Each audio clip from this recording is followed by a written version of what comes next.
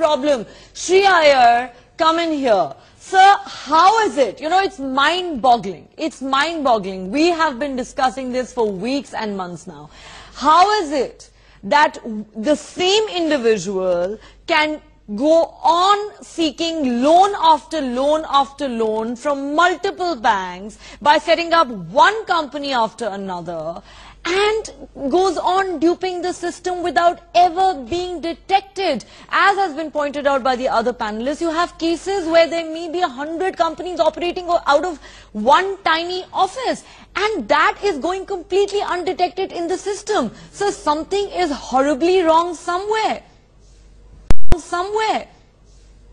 You know, Neha, this smacks of a template that perhaps was devised high up in the finance ministry or in the banking sector, where they said that, you know, let's devise this method whereby we can use these Kolkata Coca companies. Sorry that Kolkata is getting this bad rap about Coca companies, but I'm seeing this across the board, not just, these kind of shell names. The political parties have gotten funded like this. In fact, there is a strong suspicion that this is how the National Herald, the AJL, the Young Indian, the money that came in did not come through Congress, I believe. I believe it came through a series of Coca companies. So there is a huge, sort of a methodology that has been devised that is supposed to make it look like everything is legit, but it is not. So I think if you crack that formula, you will start seeing a lot of these things falling in places. Okay, and Mr. Iyer, you know, Dr. Saurav Agrawal there made the comparison with China. Is that a fair comparison? Do you think, the systems that exist there could be replicated here in India? He is talking about how there needs to be a linking of Aadhaar with the DIN number. Is that a possible solution? And, you know, the bigger question really is, when is our banking system going to wake up to what is clearly a mounting crisis? You know, our NPAs seem to be growing by the day, and there seems to be simply no mechanism in place to put a stop to it. Neha, I just want to take 1 minute of your time to explain a little bit more about what he was explaining. In China, most of the money that goes out of China happens through the Hong Kong route.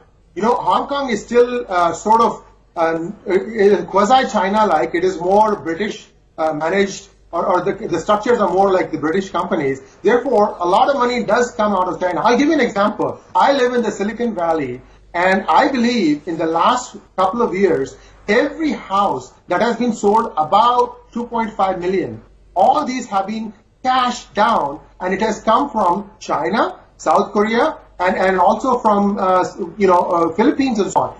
So I don't think that any kind of following the pattern of China is going to help India. India has its own systems. By the way, I'm a little surprised that State Bank of India also figures in this loan. State Bank, I thought, was much more procedural. Okay. It almost was considered like a government bank, that they would not give out loans easily. So I'm really surprised that the State Bank of India also is now figuring in this. So therefore, China does have a crackdown in place in the last year or two. Okay. So, but before that, a lot of stuff has gone.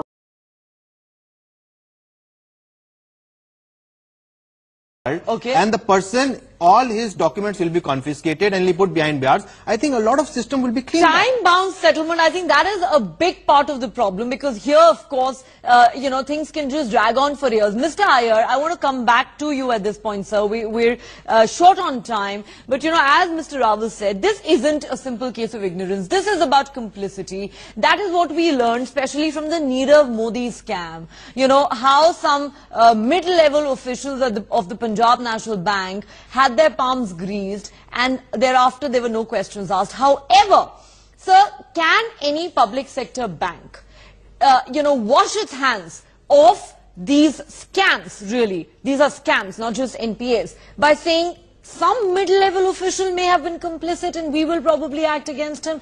What about the top management? What about corporate governance? Has there been a complete collapse there?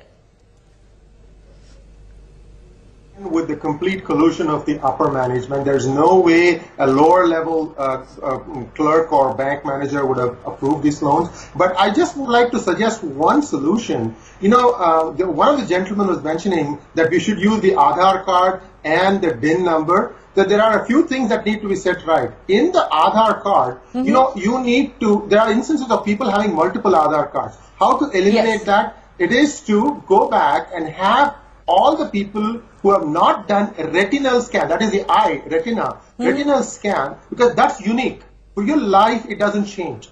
So once you have it done, then you can flush out the duplicates. Okay? But in the DIN, we have had instances of people like Priyanka Vadra having 5 DIN numbers, and she said that it was a mistake. Come on now. This is the scion of the ruling family for 70 years. She doesn't know the rules. So what I'm trying to say is we need to first tighten the Aadhaar card. Aadhaar card can be the reference based on which all the other things can I think that's a